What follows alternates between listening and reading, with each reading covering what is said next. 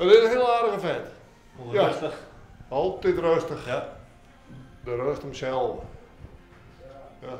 Altijd op tijd. Op tijd op werk, op tijd bij de huis. Collegiaal. Ja. Ja, hè? Boerenbeste man, zou ik even wel scrollen, ja.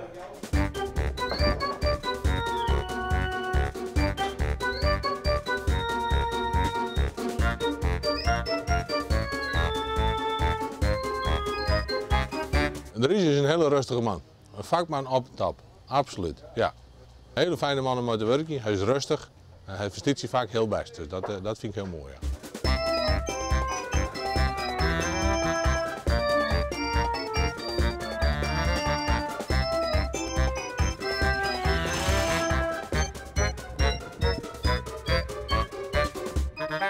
Dan staat hier een wijn. Is die voor jou? Het ben net, het is van de baas gelukkig. Maar het is wel ter ere van jou. Het is ter ere van mij, ja. Een speciale dag. Heel speciaal.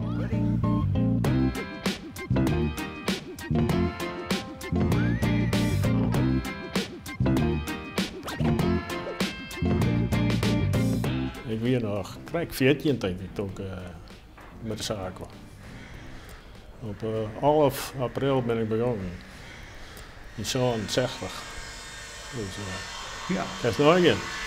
Ik denk dat het haast nergens meer voorkomt. Dat het is uiteindelijk vanaf je 15e, vanavond het school in de buurt op zaak komen.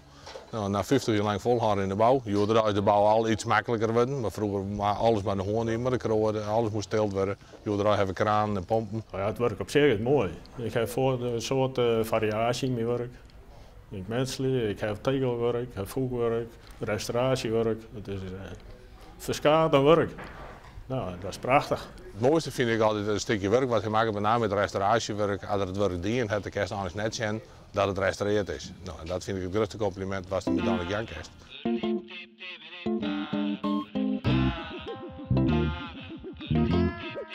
Hij was een praatje gewoon met een collega. Dat we zo de Oosterdiek zijn doen, dat ik wel wat te verzinnen. Maar ik zei, ik wil eigenlijk geen vleenderij. Gewoon, let dus jammer wel. Wat zul je dan meeste missen van dit werk? Nou, de hele goede collega's.